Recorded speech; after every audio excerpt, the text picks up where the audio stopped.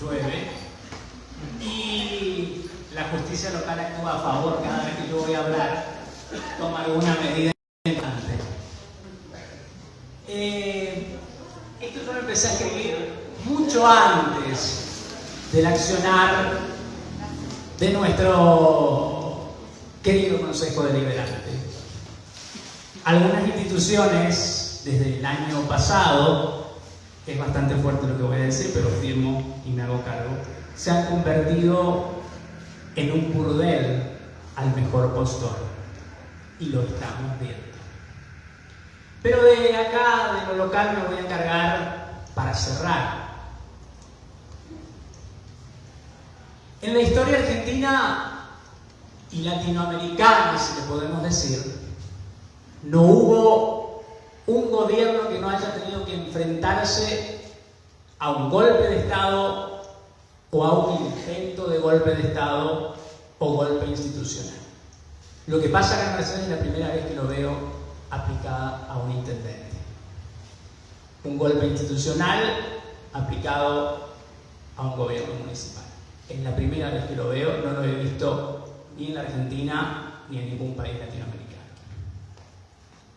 En 1928 se da la llegada de Irigoyen y con él la llegada de los sectores populares.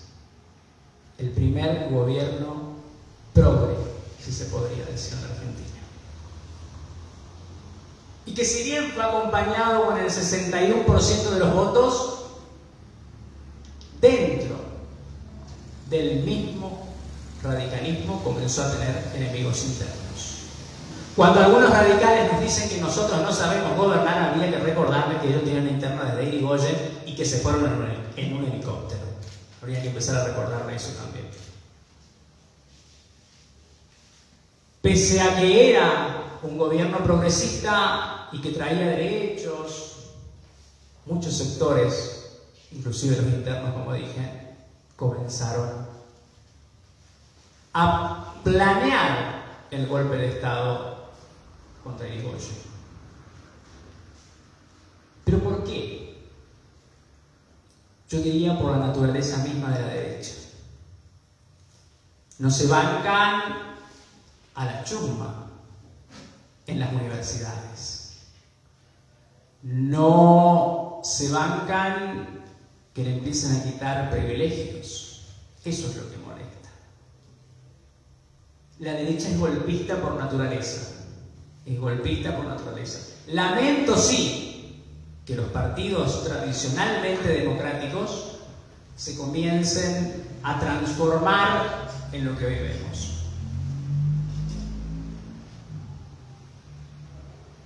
En 1930 ya teníamos un contexto de crisis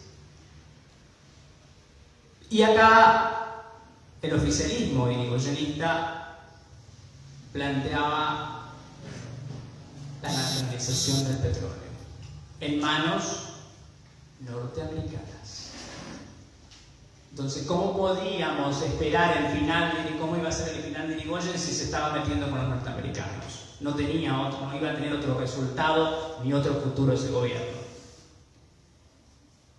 Mismo ataque sufrió Perón en el 55. También llamativo golpe, porque sectores socialistas apoyaron el golpe a Perón. Lo mismo después con Néstor y Cristina. Yo dije en varias oportunidades que tocar privilegios desatan infiernos. Y desde la ley 125 en adelante y del voto de Cobos, se comenzó a derramar ríos de tintas, horas enteras de columnas de televisión de opinión en contra de Cristina, inclusive metiéndose con la imagen personal. Todos recordamos cómo la pintaban a Cristina con los ojos hinchados, con la boca cubierta. En la Argentina, los tres últimos gobiernos de derecha, porque es mentira que el peronismo gobernó 70 años, porque Menem gobernó para ellos. Entre los años de Perón y los años de Cristina apenas hacen 25 años como máximo. Entonces, absoluta mentira y un verso que no existe el decir que el peronismo gobernó 30 años. Si hubiesen gobernado 30 años, créanme que la pobreza hubiese sido a morir hace mucho tiempo. Entonces, que vengan con el versito de que el peronismo gobernó 70 años, a otro, porque no gobernó 70 años ni cerca. Estos gobiernos llegan por la vía democrática, pero cuando llegan se olvidan de todo lo democrático y marche decreto y marche controles por portación de rostro y todo lo que te podés imaginar. En la Argentina nosotros tenemos no 3 poderes, 3 son los poderes que nos enseñan en las escuelas. Pero yo escribí hace tiempo que tenemos 5 poderes. Ejecutivo, legislativo y judicial es conocido, pero nos falta 2: empresarial y mediático, que es casi decir lo mismo. Y esos 2 que no aparecen son los más poderosos paradójicamente. Vos tocás una empresa o vas en contra de una empresa o de un medio y es más probable que te vayas despidiendo del gobierno, empieces a preparar el helicóptero porque no llegas.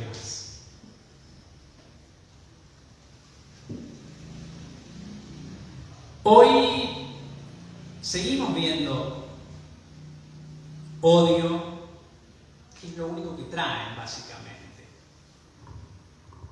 Lo vemos en los grandes líderes, pero yo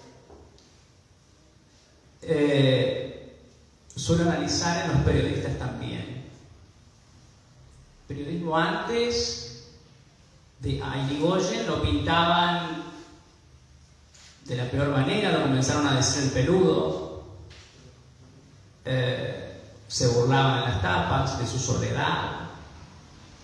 Fue terrible también. Similar a lo que vivió Cristina con las 365 tapas de Clarín al año y todos los números de Revista Noticias.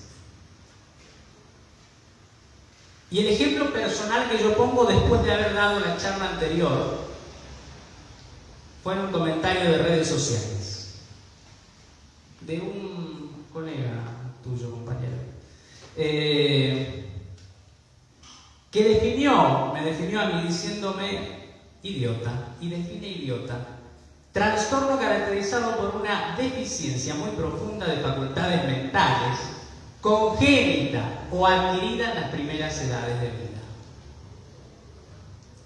Continúa, porque yo había dicho que me preocupa el avance de la derecha, continúa y dice: a mí me preocupa que tantos pelos de eso se estén reproduciendo. Y el otro, un empresario local, abajo pone: pobre pibe, ni un caramelo, tan joven y con la cabeza animada. Yo respondí a esos 2 comentarios y me pregunté yo si que decía que le preocupaba que personas con mis ideas se reproduzcan, ¿qué proponía? ¿Castrarnos a todos? ¿O un campo de exterminio de nuevo? Digo, porque si esa es la preocupación. Y el otro señor, la verdad que perdía tiempo en contestar, porque si yo, por leer libros, tengo la cabeza animada, yo no consumo otra cosa. Con eso digo todo. Allá quien se quiera poner el título de lo que consuma, ¿no?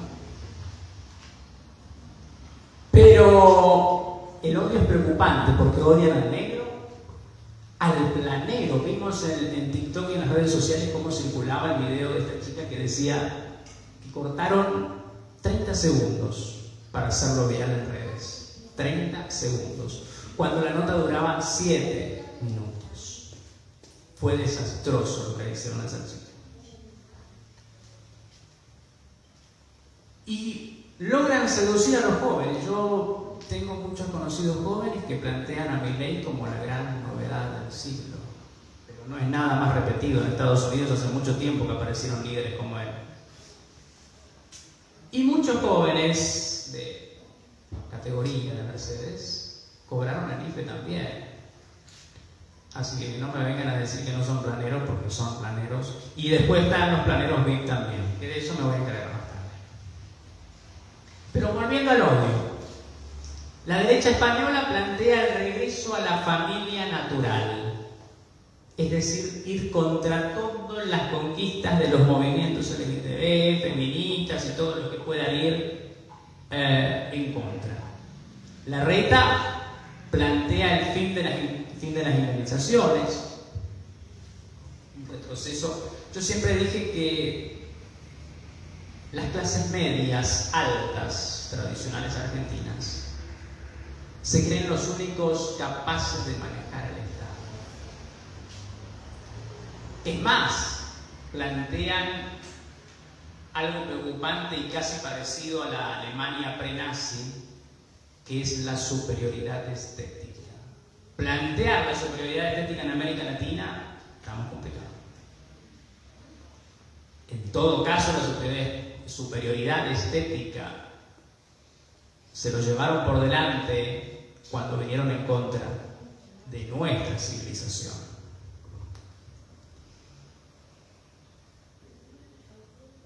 Podés tener mucha plata, pero la superioridad estética también hace en el comportamiento y en la clase. Y para glamour en el peronismo solamente Evita, de ahí en más, el resto somos de barro. Así que no da esas definiciones en la Argentina. Durante la última gestión de derecha, o la macrista, se llegó a plantear la Gestapo sindical, o meter preso a todos los sindicalistas.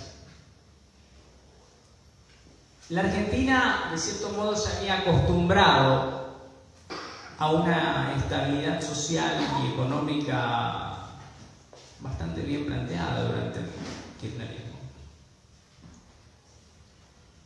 Eso no lo pueden negar ni los empresarios, ni los jubilados, aunque por ahí haya algún jubilado gorila, pero no lo pueden negar.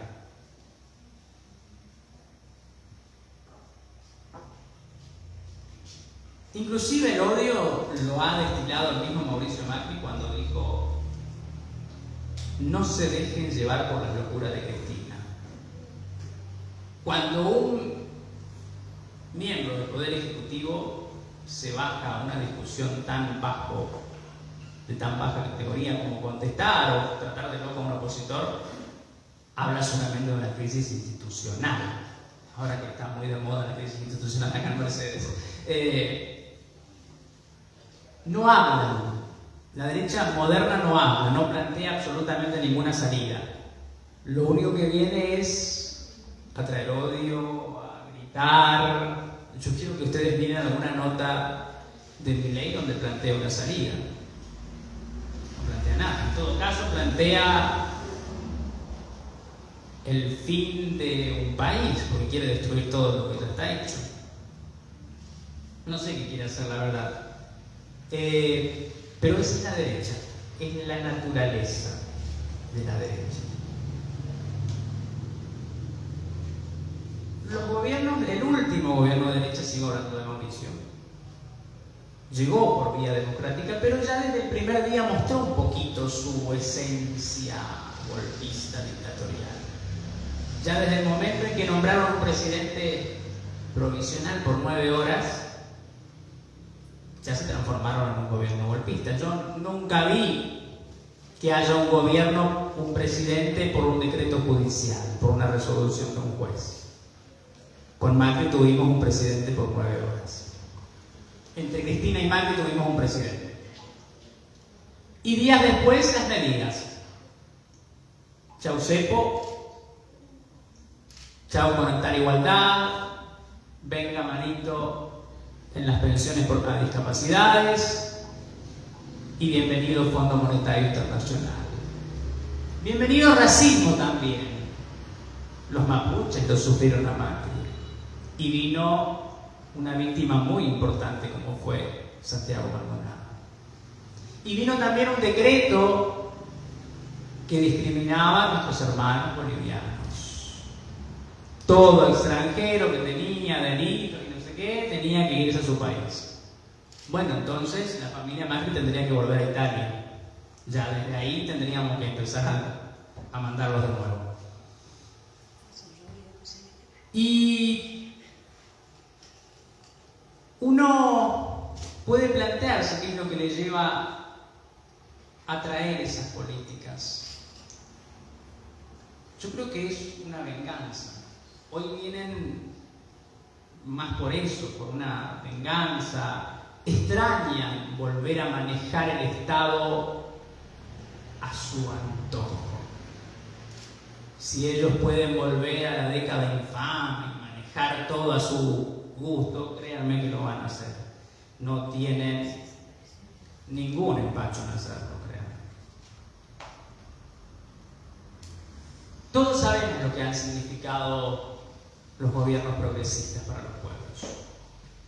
El primer gobierno de Irigoyen significó un control tarifario de los ferrocarriles en manos inglesas, al igual que el petróleo en manos norteamericanas.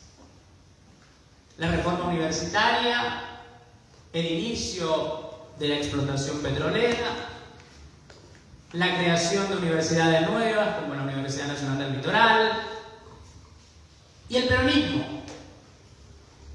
Voto femenino. A mí hay algo que, porque siempre me preguntan por qué soy peronista y les digo, soy hijo del peón rural. No puedo no ser peronista.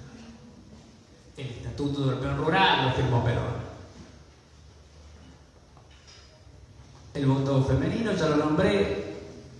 Universidades para los hijos de los obreros, vacaciones pagas, aguinaldo, y podemos seguir horas enteras nombrando el gobierno de Perón.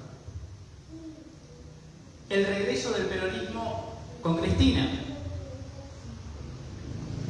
Matrimonio igualitario, fin de las AFJP. Aquella ley que hubiese sido, aquella lucha, con el campo, que si bien nació para debilitar un gobierno, terminó fortaleciendo un gobierno. Pero también para eso hay que tener capacidad política. Saber qué hacer cuando en un lugar no te funciona, otra cosa, hay que ir por otro lado. Que yo creo que a nuestro Alberto le está necesitando un poquito eso. Si tiene la virome y no tiene los números, que empiece a firmar decretos. Punto. Gobernar por decreto para tantas cosas, que gobiernen por decreto para que el pueblo no se muera de hambre, no tiene que ser llamativo. Los organismos del Estado eran históricamente espacios reservados para apellidos. Ahí podés empezar. Ahí podés empezar a buscar que los Alcorta, que los Anchorena, que los Moreno y que todos los Mitres, me olvidé de ellos.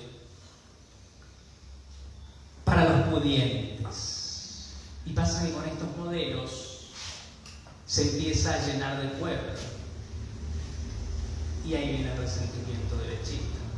Como negro. Acuérdense las frases de Sarmiento nomás, muy lindo, las obras de Sarmiento en educación y bibliotecas y todas las cosas, pero de ahí en más, civilización o barbarie. No había otro camino. Yo creo que es uno de los históricos que más lo rechazo, pero bueno. Las universidades se comienzan a abrir para todos, se comienzan a abrir nuevos derechos. ¿Quién pensaría en el 2003 cuando llegó Néstor que tiempo después hablaríamos de matrimonio igualitario, de adopción de estos matrimonios, inseminación artificial, asistida? Las universidades. Créanme que si ellos pueden agarrar a sus líderes y llevarlos a guillotinas que lo presentan en Plaza de Mayo, lo harían, sin ninguna duda, lo harían, porque está en su esencia. Con algunos lo hicieron, pero lo que ellos más quieren es en realidad realidad borrar de la memoria a esos pueblos, a esos gobernantes. Y hay que tener cuidado porque la Argentina tiene un poquito memoria a corto plazo. Si no tuviese memoria a corto plazo, no lo hubiese votado a Mauricio. Mauricio era lo mismo que Menem, y lo había dicho Lilita Carrió, y ella también se olvidó. Entonces, si ella se olvidó, ¿cómo pretenden que los votantes de a pie, que todo el día consumen TN, no se hayan olvidado? Sin embargo, nosotros tenemos que transmitir otra esperanza que viene con la decisión de nuestro líder hoy. No sé qué andará haciendo nuestro líder, pero bueno. La esperanza de justicia social, igualdad, seguir ampliando derechos, porque derechos faltan a lo resto, hay que mirar un poquito y nos vamos a empezar a dar cuenta. Comenzar a tomar medidas en favor del bolsillo de la gente. Porque si nosotros no somos la esperanza, ¿de quién será la esperanza? Macri. Bullrich estuvo en el 2001. Milei. Vendemos todo nuestro riñón, ya de una le voy diciendo, nos quedamos sin riñón. El mío no le va a servir, pero bueno, en mi pulmón menos. Así que dudo que ellos sean el camino. Ellos no pueden ser jamás el futuro porque ya lo conocemos, pero hay que tener cuidado porque tenemos memoria a corto plazo. Cuando asumieron los primeros gobiernos progresistas allá por el 2000, vamos para el 2000, se dieron importantes medidas, pero medidas que son necesariamente que tienen, la necesidad de ser revisadas cada tanto, porque si no se tornan obsoletas. Y yo creo que es eso lo que ha llevado a muchos de los gobiernos progresistas a caer. Porque cuando cumplieron toda su primera ola de medidas, no supieron ver la necesidad de que se empezaba a abrir otro horizonte, y sin embargo ahí primó los intereses personales y el divide y triunfarás. Y si hay algo que en Corrientes han logrado hacer muy bien con los peronistas, es el divide y triunfarás. ¿Ustedes vieron la fotito de la UCR acá en Mercedes? Arturo, Ricardo, que estuvieron enfrentadísimos, ¿se acuerdan? Enfrentadísimos.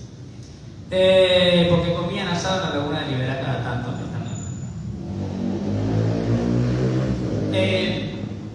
Ellos están unidísimos y nosotros no nos podemos ni ver. Entonces vamos a tener que empezar a evaluar ciertas cosas y tenemos que modernizarnos en las políticas y sobre todo en las políticas para los jóvenes. No puede ser la única política para los jóvenes el servicio militar, porque eso lo plantean también. Sí es necesario algo que lo planteó Cristina el 2 de abril, que es la reorganización de nuestras Fuerzas Armadas, pero para la defensa nacional. No una medida como lo plantea Bullrich para combatir los delitos y no sé qué. Entonces que vayan ahí primero.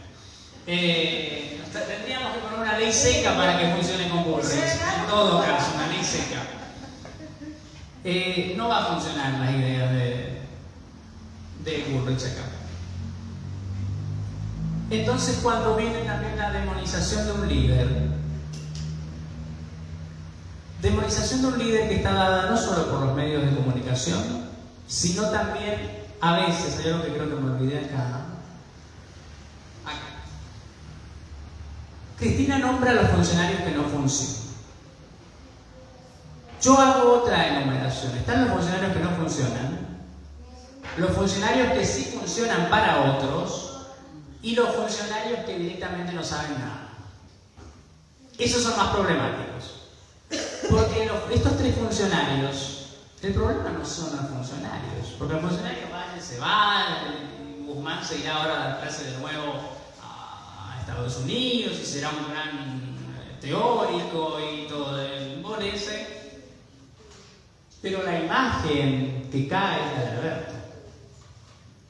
Y eso se da en todos los espacios, en nación, en provincia y en municipio. Acá veo un funcionario municipal, trate de funcionar, no por la duda. Porque el problema no es el funcionario. El funcionario sale y se va a su casa, pero el dañado es la gestión.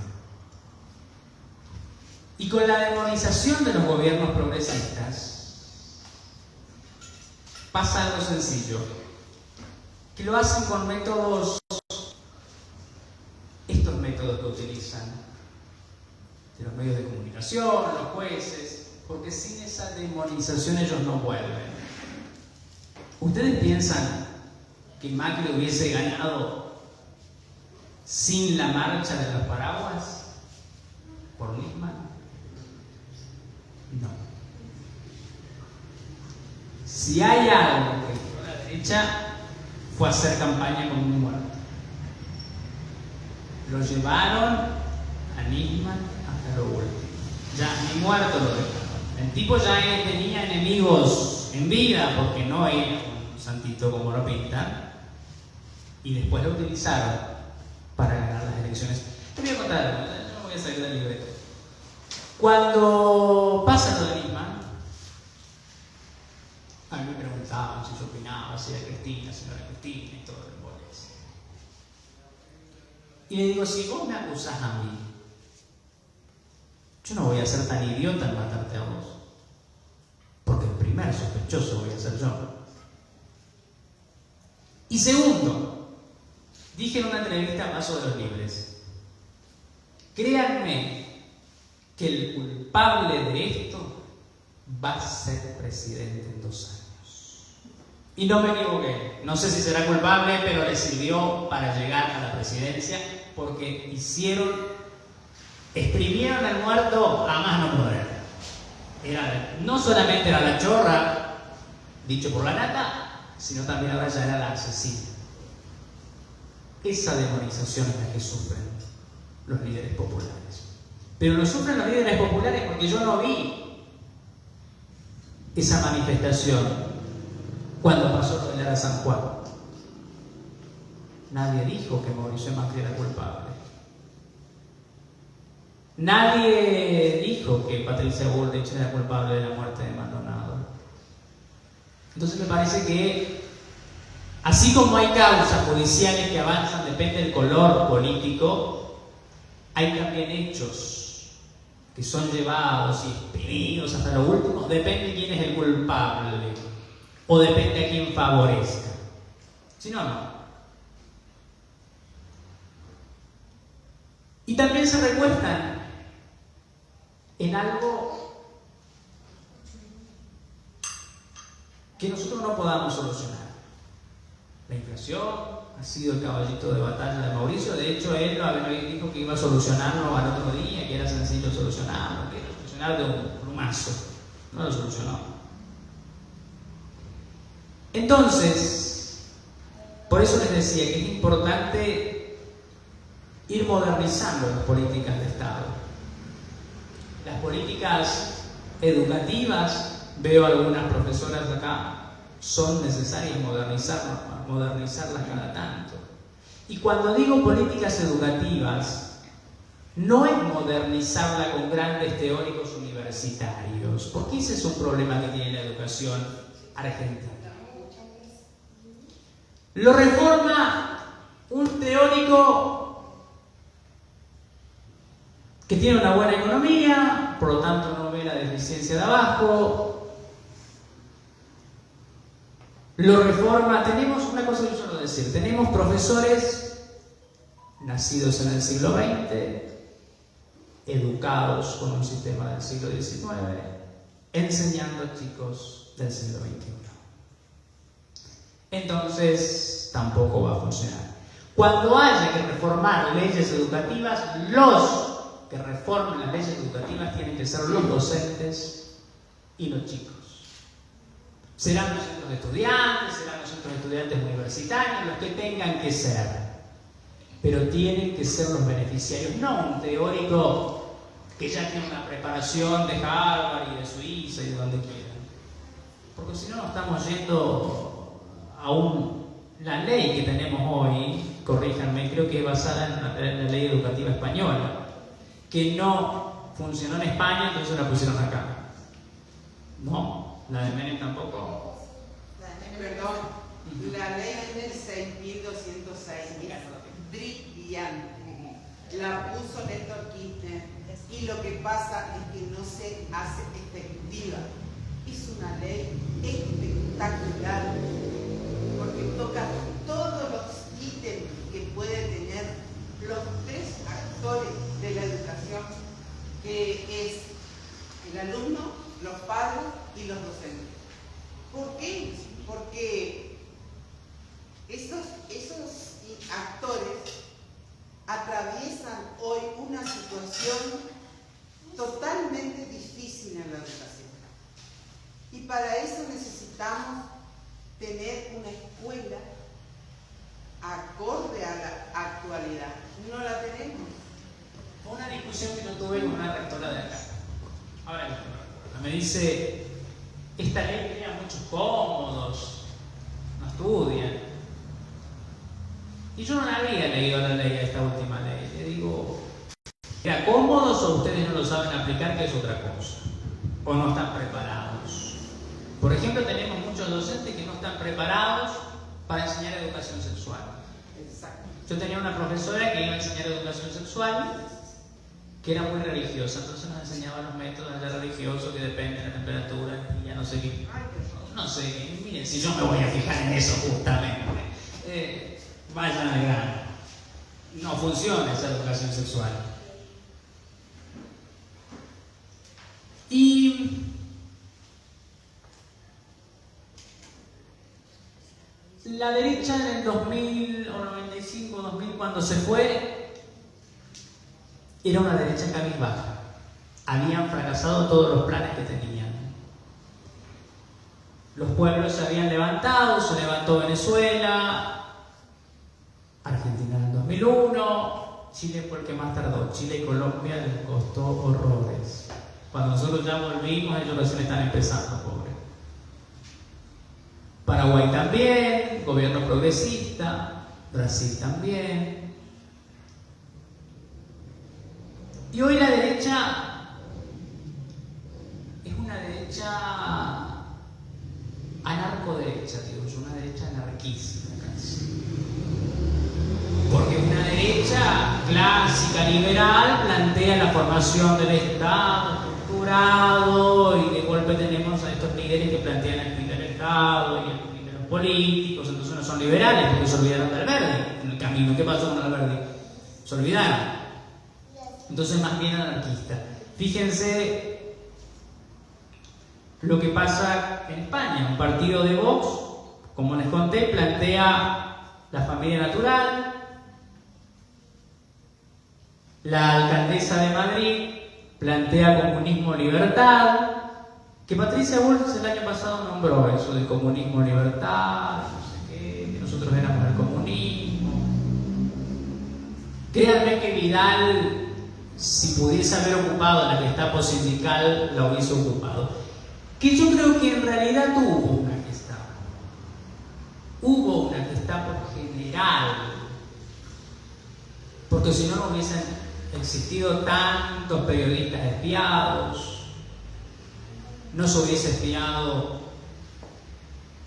a los familiares de General San Juan. Sí hubo una Gestapo.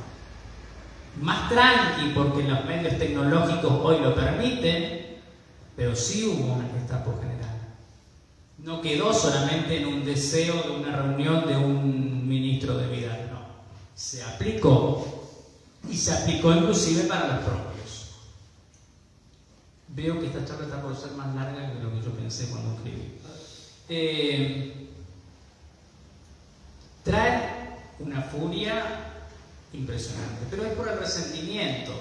Vamos, del 95, 90 y 2001 que no gobiernan. Entonces, mucho resentimiento guardado. Esta máquina de crear pobres, como es la derecha, porque es una máquina de crear pobres, llega y destruye todo lo que hay. El problema es que esa máquina de crear pobres la tenemos ahí en la puerta. Y la puerta es el 31 de diciembre. La puerta es el 31 de diciembre del año que viene. Ese es el problema que tenemos ya. Y hoy van seduciendo con esos discursos de Milei, creado en realidad por Macri, porque Milei es una creación de Mauricio, no hay otra. Seducen para después aniquilar. Seducen con colorcitos, con discursos revolucionarios. Lo llamativo de esto es que los revolucionarios ahora son los de derecha. También es llamativo, más adelante me ocupo de eso. Pero vuelvo a decir lo mismo, tenemos un inconveniente. Somos un país de memoria a corto plazo. Ahora bien, mientras acá un sector de derecha plantea el fin del Estado y meter la mano en los bolsillos de los trabajadores y el libre la exportación, así como quieren ellos, Mauricio lo hizo. Claro, Estados Unidos comenzó a plantear desde Trump otro mercado. Acuérdense que Trump planteaba primero América. Y se dio mucho más en la pandemia con Biden. Pero yo creo que en realidad no es tanto una cuestión ideológica o de país. En realidad es una cuestión de competencia. Como Estados Unidos ve que aparecen nuevos actores y que ya la competencia no estaría buena, porque antes no tenían que competir. Era su hermano Inglaterra o Alemania y ahí quedamos, pero después comenzaron a aparecer China, Rusia, y ahí se complica. Entonces ya el libre mercado no está bueno. Hay que comenzar la industria nacional y todo lo nacional. Ya cuando hay que competir no está bueno. Que yo creo que en realidad esto también tiene que ver algo con las persecuciones judiciales a los presidentes o líderes latinoamericanos o de centro izquierda o progresistas. Porque le da la libertad a estos países de comerciar con otros países. Y ya entonces no van a tener a su disposición el petróleo venezolano, o ya no van a poder hacer de Cuba el patio trasero de Estados Unidos, donde venían a hacer uso de jodas y prostitutas y todo lo que no podían hacer allá en Estados Unidos, lo venían a hacer a Cuba. Entonces no, hay que comenzar a ahogar esos modelos. No era tanto el socialismo, ni el libre mercado, que ahora empiezan a incomodar. Ni tampoco fue la pandemia. Es la competencia lo que le empieza a incomodar. Hay algo que también tenemos que tener cuidado. Como les dije hoy, me hace acordar mucho estos discursos de superioridad estética a la Alemania pre-nazi. Pero la derecha hoy viene con un condimento del siglo XVIII o de mucho antes, que son los grupos religiosos. Lo vimos en Bolsonaro, lo vimos a Mauricio siendo bendecido por un obispo, no por un pastor, ¿era? Pensá que yo quería ser sacerdote cuando era chico, hoy no más alejado de la iglesia que yo. En realidad sí, pero tengo mis diferencias. Lo vimos en el golpe a Bolivia, entrar con una iglesia al Palacio de Gobierno, con una Biblia al Palacio de Gobierno y quemar la huipala.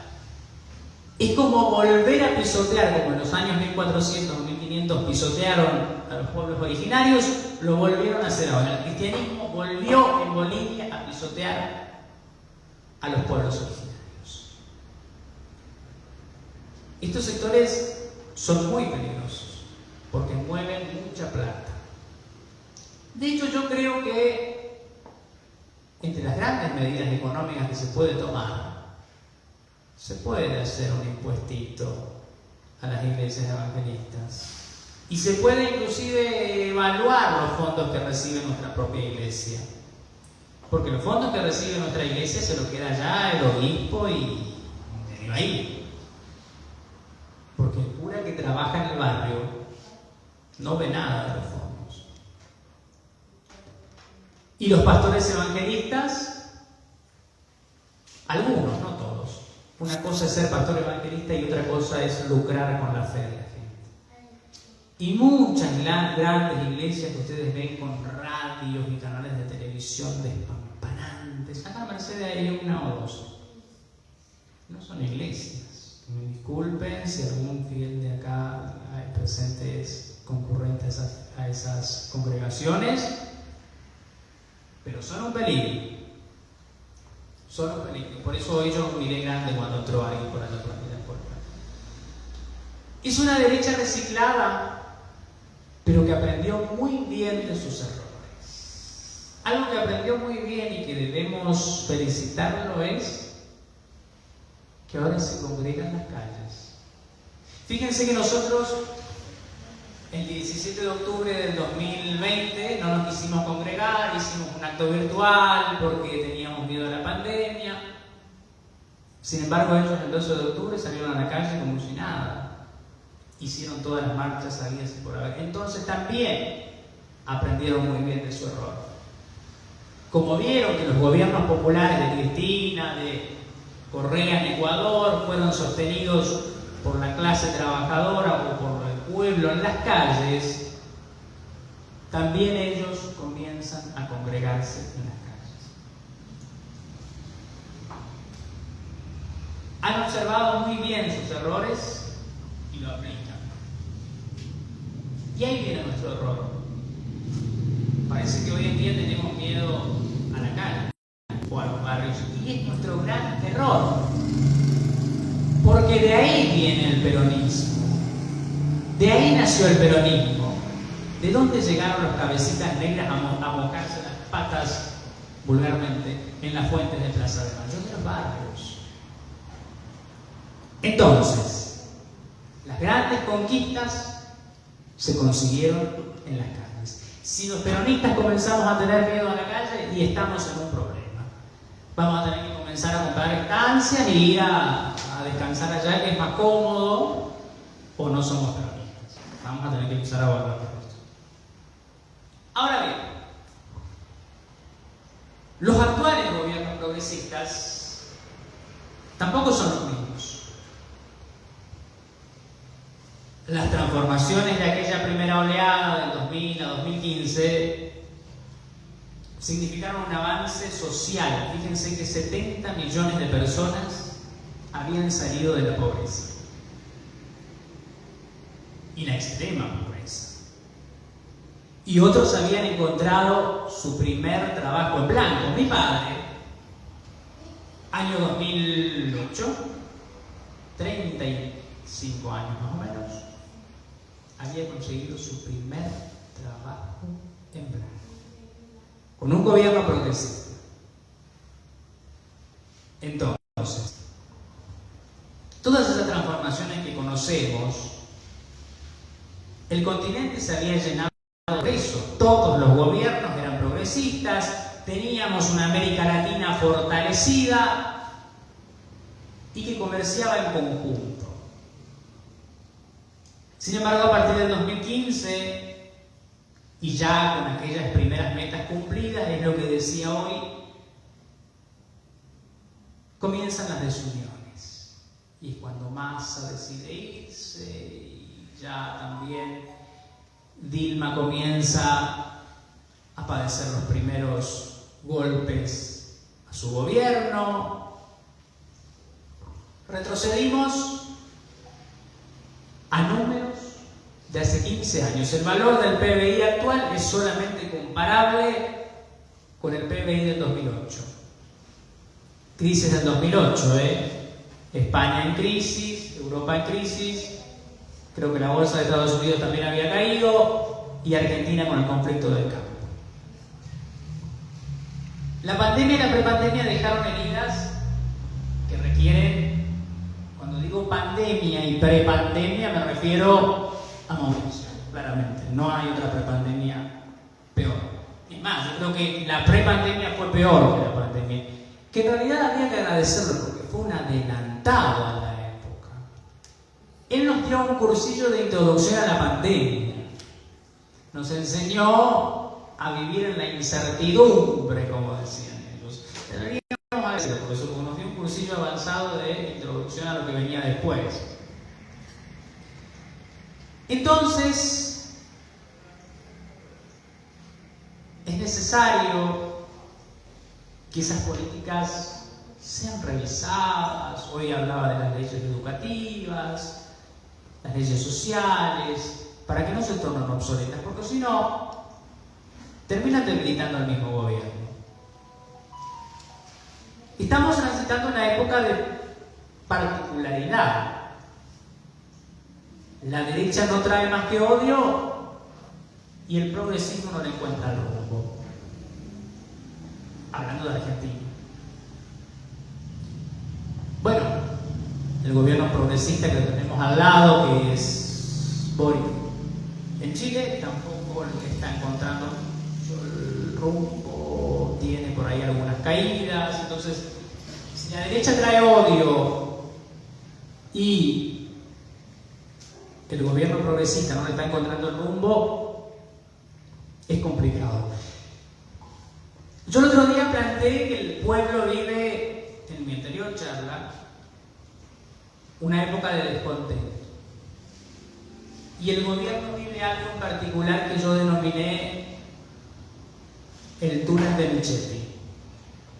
Hace mucho tiempo que vienen buscando la luz al final del túnel. No la está encontrando el gobierno. El pueblo en una incertidumbre y el gobierno en el túnel de Michetti. Esa es la realidad argentina, básicamente.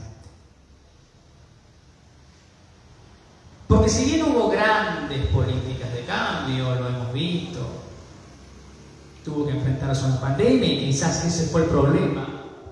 A ver, nosotros sabíamos claramente en el 2019 cuando fuimos a elecciones que el gobierno no iba a ser fácil. Teníamos una deuda impagable, pero lo que no sabíamos era la pandemia. Entonces es muy difícil gobernar. El tema es que hay que aprovechar la viroma nomás. No hay otra cosa. Pero este tiempo va a ser muy difícil porque así como necesitamos aferrarnos a la fe y a algo divino, también el pueblo necesita aferrarse a algo concreto y a la comida fundamentalmente. Y el gobierno necesita mostrarle un poco más cuál es la realidad. Va a tener que empezar a usar cadena nacional, va a tener que hacer un poquito de introducción a la comunicación y al marketing, no sé, el equipo de gobierno del presidente. Porque necesita salir y decirle, miren, esta es la realidad de nuestro país, no tenemos otro camino. Va a ser crudo, pero es mejor que sea sincero. Porque si no estamos dando vuelta en los tecnicismos y la metáfora del PRO y ya sabemos cómo termina eso. Les decía que estamos en un tiempo en que no le encontramos el rumbo porque la derecha se encuentra casi como en un mandato mesiánico, porque es eso básicamente. Acuérdense que Milei viene con esos mensajes casi mesiánicos, Bolsonaro también empezó así, y nosotros que no le encontramos el rumbo. Por eso tenemos que los partidos, el partido gobernante, el PJ, va a tener que empezar a gobernar, aunque tenga que enfrentarse a algunos. Y el otro partido tradicional, que es la UCR, va a tener que volver al poder. Porque está complicado. La UCR con el PRO no es pueblo. y no coincide en ninguna parte. Yo siempre le pregunto a los dirigentes radicales de acá de Mercedes, ¿en qué coinciden las ideas y la doctrina radical con la doctrina pro? No coinciden.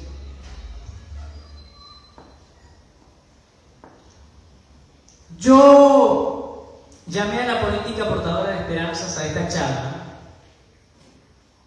porque en ambos sectores hay esperanzas y tiene que haber esperanza. La derecha tiene la esperanza de en algún momento recuperar esa Argentina para ellos y nosotros tenemos que traer esperanzas para el pueblo. Pero los sectores progresistas tienen que presentarle algo al pueblo, que es algo que yo menciono como una plataforma de certezas. Y esa plataforma de certezas deberá traer grandes transformaciones económicas y acuerdos de crecimiento también. Ellos proponen ir por las indemnizaciones, ir por los ahorros de los argentinos, lo dijo Bullrich, Patricia, y Milei por nuestros riñones.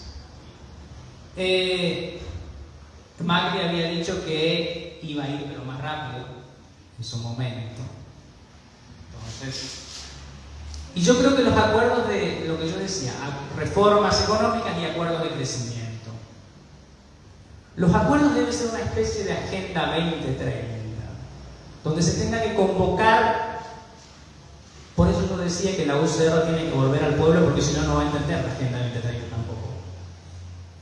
Tiene que hacer una especie de pacto con una meta, donde esa meta no cambie por más que cambien los gobiernos. ¿Por qué a Estados Unidos le va bien? Porque ellos, ganen los republicanos o los demócratas, siguen siendo mezquinos y siguen siendo para ellos. En cambio nosotros dependemos de qué color político gane para ver si vamos para allá o si vamos para allá. Entonces necesitamos hacer un acuerdo político de crecimiento con los partidos de representación parlamentaria. Y en materia económica, diría yo que es casi más fácil. El impuesto a la grande fortunas, si no te parece un periodista que por ahí se le va a decir. Fue una excelente medida el año pasado. Para mí no tendría que ser cada tanto, para mí tendría que ser todos los años, a fin de año, venga impuesto a las grandes fortunas. Los estancieros ganan como nadie. Los productores de trigo, maíz y granos exportan, ganan una cantidad y no se le toca ni el 1% de su patrimonio, si es que no contrabandean, porque hay que decirlo también. El conflicto en Formosa no fue por Gildo, fue porque no podían ir más allá. El conflicto con Gildo no era tanto que le molestasen las medidas de Gildo contra la pandemia, sino le molestaba más no poder contrabandear por Formosa.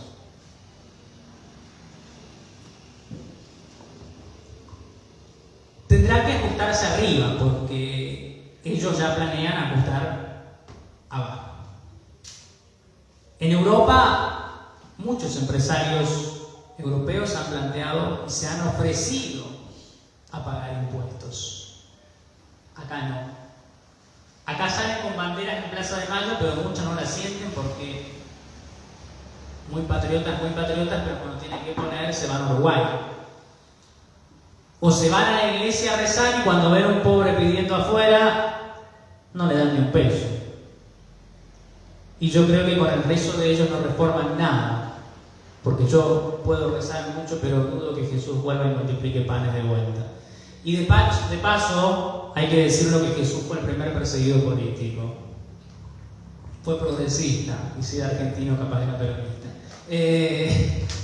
Y fue el primer perseguido político también, vamos a decirlo.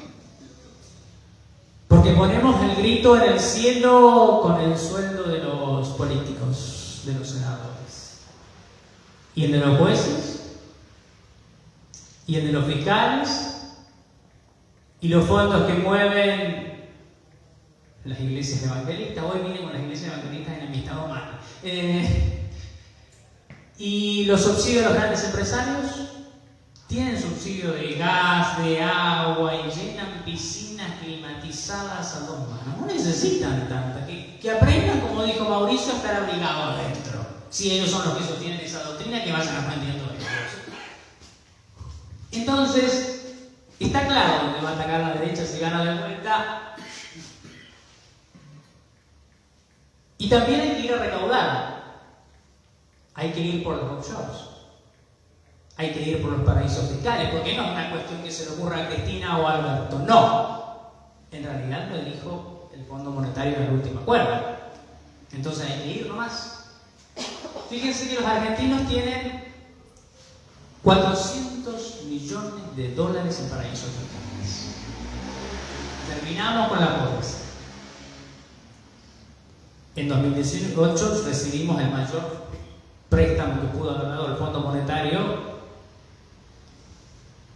El otro día un periodista de Moisés, como yo le llamo porque es muy jovencito, no sos vos, no, porque miraste, publicó la fotito de la fiesta de Fabiola. Y le digo, pero esa fiesta tuvo invitados. Hubo otra fiesta que no fuimos invitados nadie. ¿O alguien vio alguna obra que haya salido del préstamo del Fondo Monetario?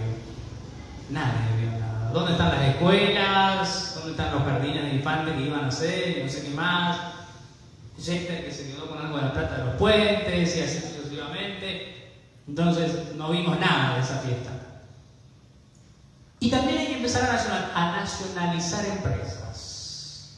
Vicentín fue una excelente propuesta, pero quedó ahí. Diario, Grupo Clarín y Grupo La Nación tienen cuentas y deudas millonarias con el Estado. Decisión política que ceda las acciones por el valor de la deuda, si la puede pagar. Que yo creo que pueden pagar. De hecho, en el 2015, recuerdo, 2015, no 2014, cuando Scioli tuvo un inconveniente con la energía eléctrica en Buenos Aires, se decía que con la deuda del Grupo Clarín, Scioli solucionaba el problema de la energía eléctrica en Buenos Aires. Fíjense el tamaño de la deuda. Y así hay otros empresarios que deben una cantidad. De hecho, acá en Mercedes hay un empresario que se quedó gato así con las maquinarias de Lázaro Báez, no recuerdo el apellido. El litio. Vamos a tener también que empezar a pensar políticas económicas, pero que estén acordes con el medio ambiente. El litio es una excelente salida. Comenzar a pensar también en cómo reemplazar el carbón, el gas, y comenzar a pensar en energías renovables. Las políticas de estados amigables con el ambiente también van a traer algo de mano de obra a los pequeños productores, a los artesanos, y comenzar a pensar políticas de Estado, políticas económicas amigables con el ambiente, la energía solar, la energía eólica, toda la energía que sea amigable con el ambiente, toda la economía que sea amigable con el medio ambiente, porque mucho tiempo no nos queda con esta tierra si seguimos así.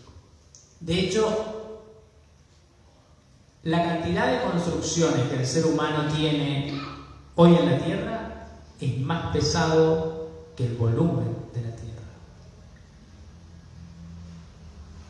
Es decir, ya duplicamos la cantidad del peso de la tierra.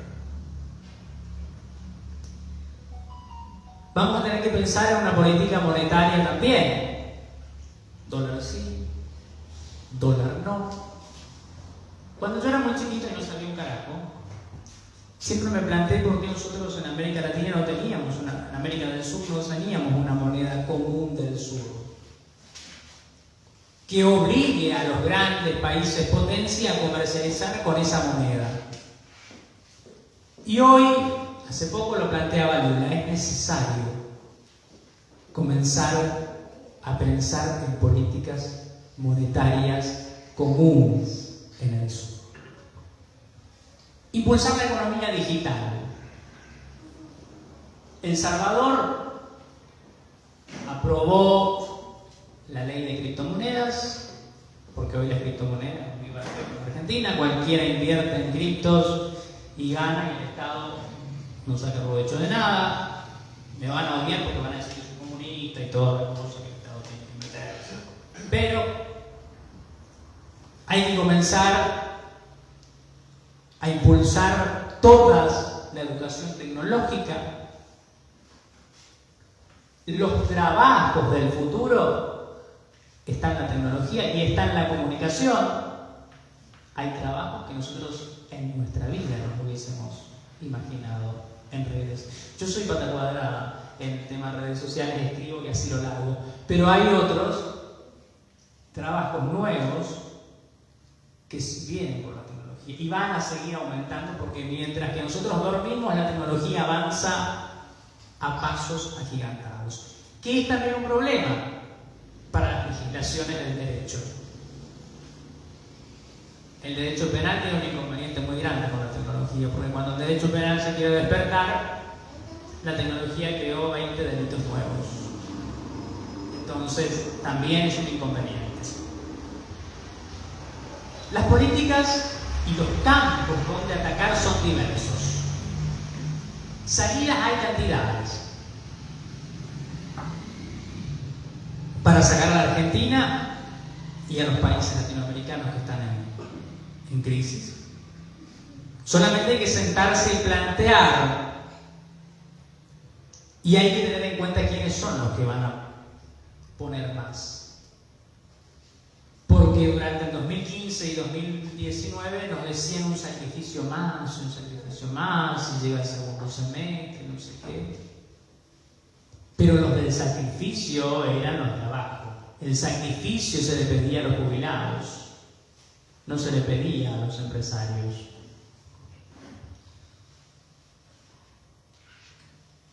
Pero también debemos ser conscientes que aquella oleada de progresismos, yo en lo personal, dudo que vuelva a darse. Yo creo que de aquí en más vamos a tener 4 años de gobierno progresista, 4 años de gobierno socialista, 4 años de gobierno conservador, de derecha, o Argentina con gobierno progresista, Chile con gobierno de derecha, y así ya no va a haber la oleada progresista. ¿Por qué? Simple, lo vamos a ver. En Colombia están empezando recién con un gobierno progresista, pero aquí corremos riesgo el año que viene. Volvimos nosotros en el 2019, pero perdimos en Uruguay. Entonces, va a haber una rotación y no va a haber un gobierno, una oleada progresista como lo vimos en los años anteriores. Pero sí necesitamos nosotros como país mostrar una salida a ese descreimiento y al túnel de Michetti, porque si no, no vamos para ningún lado. Lo que queda claro, como dije hoy, que de los dos lados hay esperanza, de un lado o del otro, la esperanza derechista o la nuestra, la esperanza del pueblo. Fíjense que la política sigue siendo la esperanza, básicamente, porque hasta los libertarios hacen política. Critican la política, pero haciendo política. De hecho, ustedes tienen un par suyo que dice ser libertario. Salió de la cama al consejo, pero es libertario. Yo se lo dije, salió de la cama al consejo, conoció los barrios en campaña, pero es libertario. Entonces, la política sigue siendo el camino.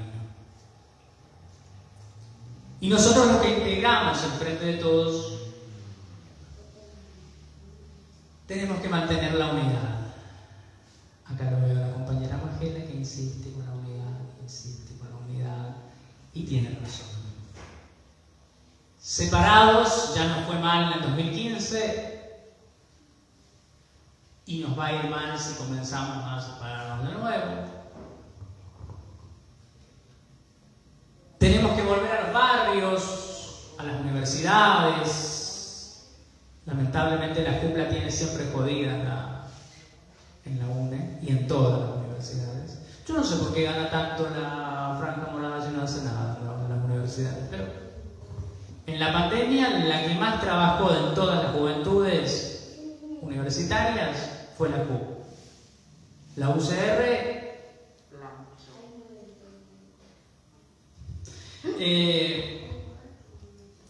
pero vamos a tener que ir a los barrios y discutir. Y cuando hagamos alianzas políticas, hagamos alianzas políticas sinceras. No podemos hacer alianzas políticas que solamente sean electorales y casi hipócritas. Porque acá voy a ponerme a decir, por ejemplo, algunos compañeros que con el caso de acá judicial parece que no quiere apoyar o no quiere hablar. Entonces, aquella teoría del amigo todo, la dejamos allá lejos en el 45, parece. Porque vemos al compañero como mero objeto electoral y cuando no nos sirve, lo dejamos. O cuando nos puede manchar, parece, lo dejamos. Ese es el problema que tenemos hoy. Es un inconveniente. Si vamos a hacer alianzas políticas, hagamos alianzas políticas serias y certeras. Para hipocresía, quedémonos en casa. Entiendo que si en política está el monstruo de las traiciones y que todos se traicionan, todos, bueno. Pero nosotros tenemos una teoría y una doctrina que es al amigo todo. Entonces comencemos a hacerla cumplir. Y con respecto a la situación argentina, en general, para cerrar, necesitamos tres cosas. La cohesión de la fuerza política. Éramos fuertes en el 2019 y hoy no sé si estamos tan fuertes o tan unidos. Entonces, para transformar y tomar medidas fuertes y usar la lapicera en serio, necesitamos la cohesión de la fuerza en su totalidad. La decisión política. Yo sé que el presidente por ahí no quiere ir a debates parlamentarios porque va a perder números y qué sé yo, bueno. Pero es mejor usar la lapicera y gobernar a decretazos que el pueblo se muera de hambre. Porque Mauricio usó los decretos para poner jueces. De hecho gobernó por decreto, siempre gobernó por decreto, no mandó las principales leyes de reforma de su gobierno, no lo hizo jamás por el Parlamento, pasó sobre el Parlamento todas las veces que quiso. Entonces nosotros tenemos que ser tan buenitos, nosotros tenemos que decir a ver qué dicen los grandes señores, si levantan la manito o no. Si se tiene que gobernar por decreto para que el pueblo no se muera de hambre, y que se gobierne por decreto. Pero es decisión política la que hace falta. Si lográs la decisión política y la cohesión, podés gobernar. Pero se rompe la cohesión ya en el momento en el que no hay decisión política. Y creo que es uno de los grandes conflictos que tiene Cristina y Alberto. Lo que más le molesta a Cristina es la falta de decisión política de Alberto. Y es también lo que molesta a otros dirigentes que no son mucho de mi devoción, como Grabois. Pero hay que escucharlos, porque están dentro del frente de todos y no son objetos solamente electorales. Hoy la ley de las plataformas de certezas tiene que dejar en claro cuál es la situación que estamos viviendo. ocupar cadena nacional. Porque la novela pueden mirarla después en YouTube o en plataforma, o pueden mirarla de vuelta, pero la cadena nacional son necesarias. Porque si nos dejamos llevar por lo que pintan los medios de comunicación solamente, vamos perdiendo fuerza nosotros. Quien pierde en la lucha de comunicación es el gobierno. ¿Y cómo quedamos nosotros los militantes? Mal.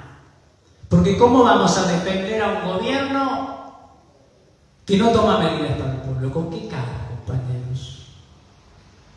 Cuesta.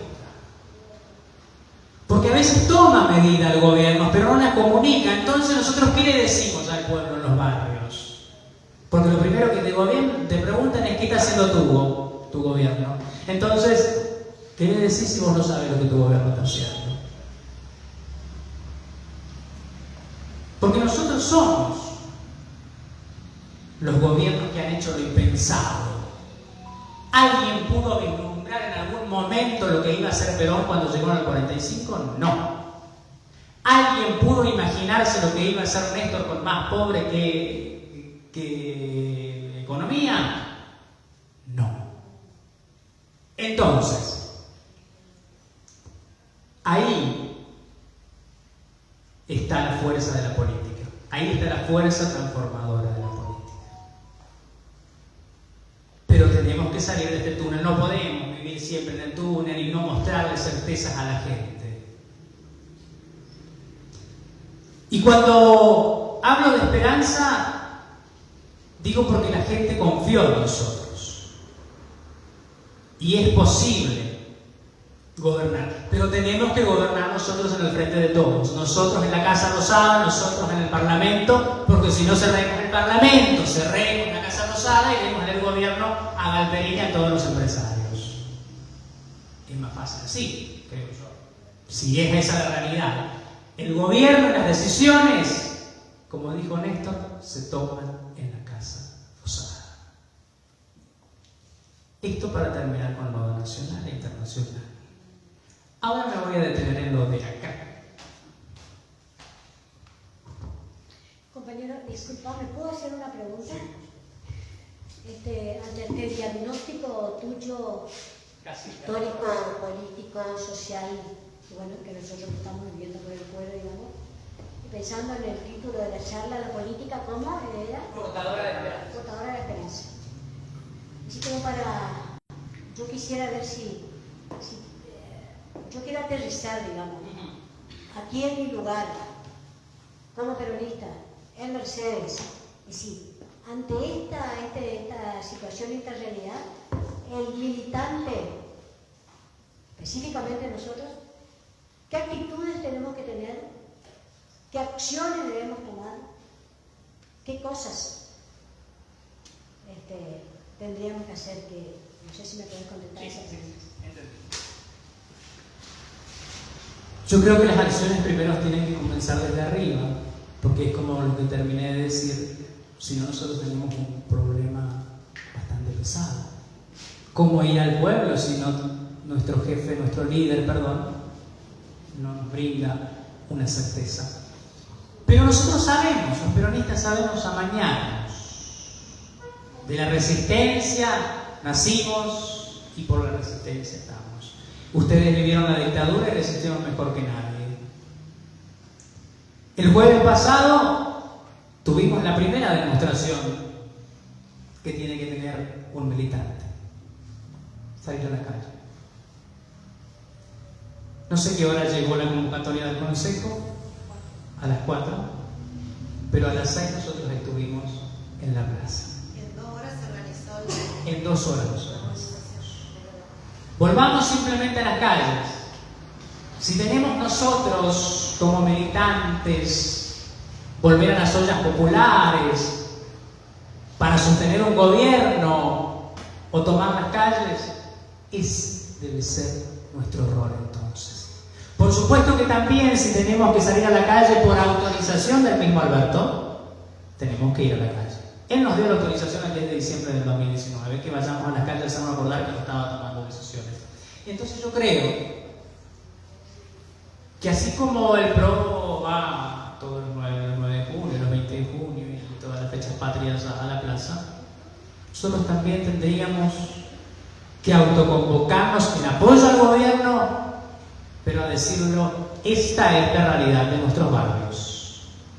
Comenzar a tomar medidas porque nos vamos como vinimos. Vinimos en primera vuelta y no podemos ir en primera vuelta. Entonces tiene que empezar a aterrizar. Nuestro rol será ser la voz del pueblo, en todo caso. Espero haya respondido su pregunta, compañera. Me voy a ocupar de la situación de acá. Yo, cuando escribí este guión, pensé que ya no iba a hablar de la situación judicial de acá, porque ya Nabil me había ocupado de ese tema. Pero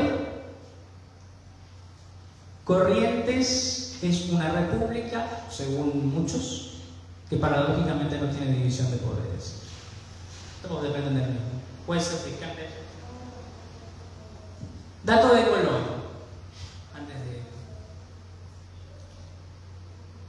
Por pauta publicitaria, no quisieron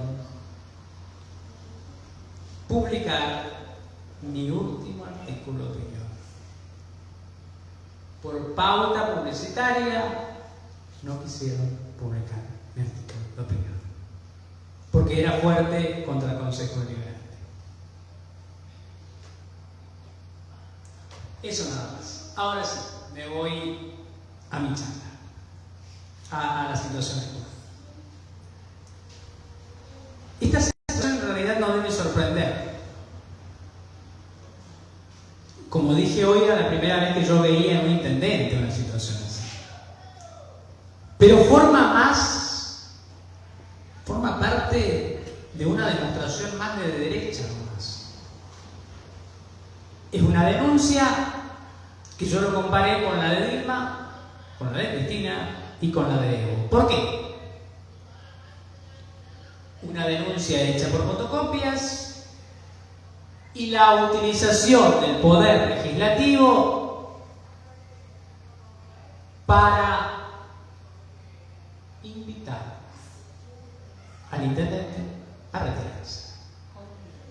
Claro, a ver, yo digo, no, si vos tenés asesores, ¿por qué no elegís mejor el verbo, donde sea? Están pagando al santo cuento los asesores que me llamen a mí y asesoro mejor, no sé. Pero elijan mejor el verbo o lean el significado. La semántica. Claro, hay una profesora de lengua y literatura, una licenciada. Profesora. Que busquen el significado. Porque se hundía un hilo solo ahí en todo caso.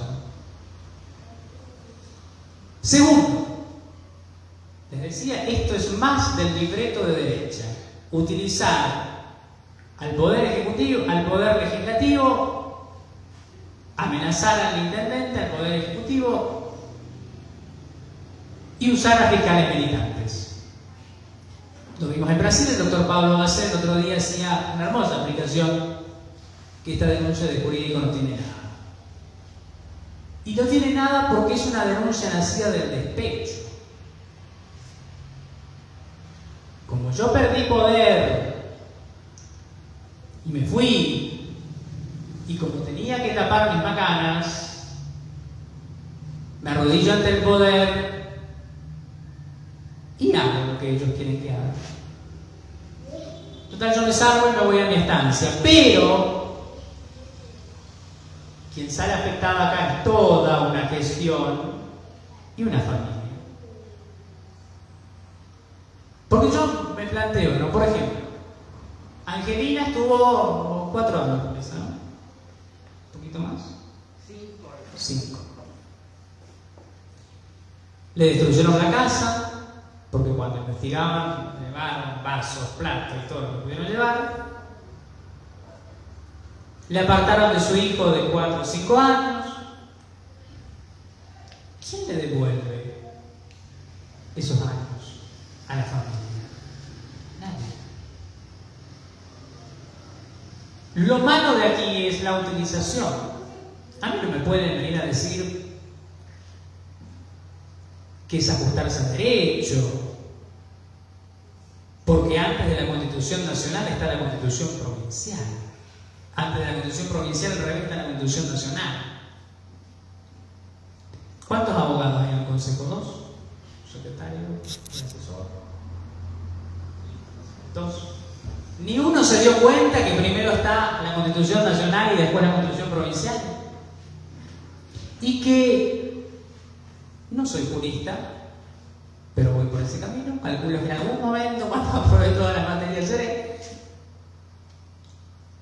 El artículo de nuestra Constitución Provincial podría ser declarado inconstitucional en todo caso, porque va rumbo al procesamiento de una y al apartamiento, cuando en la nacional reina el principio de inocencia. Pero de todas estas cuestiones jurídicas y todo el debate ya se encargaron ustedes ese día. Simplemente plantear que así como defendimos ese día en el encuentro por la democracia, tenemos que seguir. Porque en su momento fue Basi, en su momento fue Angelina, hoy es Diego y mañana puede ser cualquiera. Lo que yo lamento profundamente es que se utilicen las instituciones y que se transformen las instituciones en meros burdeles al servicio de grandes señores para ir contra gobiernos progresistas o para ganar las elecciones. Porque no pueden ganar las elecciones entonces y tampoco tienen los números para el juicio político, van con esta palabra combinado o no sé cómo era. Con eso. Ahora, yo sé que ahora, sí, hace 45 minutos, nunca hablé mucho, están reunidos en su sede para contarle a sus afiliados la situación judicial y institucional. Se suspendió Ah, se razones climáticas. Ah, bueno, hubiese venido mucha gente, diría Martín. Pero yo le escribí algo y le dije, me gustaría que a sus afiliados le informen de la situación judicial de su caudillo, de los arreglos contemporáneos del otro chiquito es Pablito Romero, así como yo lo llamo, que tienen un fiscal militante y que también fue denunciado. Cuéntenle también qué pasó con la denuncia al presidente del Consejo. No es por dar golpes bajos, es para tener memoria. Cuéntenle también por qué no avanzan las denuncias a miembros de su partido. ¿Alguien sabe qué pasó con la camionetita del familiar de la diputada? No. ¿Alguien sabe qué pasó con los 5 millones de pesos desviados por Petegovici? No. ¿Alguien sabe de la denuncia del Colorado Aguirre? No. ¿Qué pasó con las denuncias de la diputada Regidor? Nadie sabe. De Jeter, nadie sabe. De Ricardo, nadie sabe. Nadie sabe nada. La justicia acaba por colores políticos. Pero el gran problema aquí es que ellos son jueces, comisarios y son todo. Y la pauta publicitaria de ellos, al lado de la pauta publicitaria de un municipio, es bastante más chica. Entonces también se dan el lujo. Y me gustaría que le digan también a las concejales que están utilizando su sueldo privilegiado para tirar en las radios y joderse en el voto de los brasileños. Yo creo en la justicia, pero no en los jueces y fiscales militantes. Yo creo en la justicia, pero no en este fiscal que de cierta manera ha sido un instrumento esencial para la construcción de la justicia que hoy tenemos en Corrientes. Porque gústele o no, es pichón de Ricardo. Igual que la diputadita. Son pichón de Ricardo. Y sepan que cada vez, hoy es Diego, le dije, pero cada vez que tengamos que salir a la calle a defender a un compañero, hagámoslo sin miedo y sin la utilización de compañeros solamente por meros actos electorales. hagámoslo, porque hoy es Diego y mañana puede ser cualquier otro. Mañana puedo ser, hasta yo, por hablar tanto, en cualquier momento me llaman a decir cualquier cosa. Muchos no me van a sacar, me pueden mandar a hacer trabajo social en todo caso, pues no les conviene porque me van a ser más conocidos. Entonces esa es la política. Tenemos que unirnos, porque lo que aquí está en juego, lo que tantos hablan los concejales, es la democracia. Tanto defienden la institucionalidad, pero no se dieron el lujo de pasar sobre la Constitución Nacional. Hablan de la institucionalidad y ese día estuve observando que el presidente del Consejo no le dio la palabra a un concejal cuando le pedía por haber sido aludido. Mucha institucionalidad no hay en el Consejo. Entonces, hagámoslo cuantas veces sea necesario y trabajemos para que en el 2023 se vuelva a ganar y trabajemos para que en el 2025 se pueda trabajar con una alternativa, sin importar quién sea el candidato, eso lo veremos después. Pero debemos trabajar en una alternativa que en el 2025 sea esperanzadora y saca corriente de esto. Muchas gracias.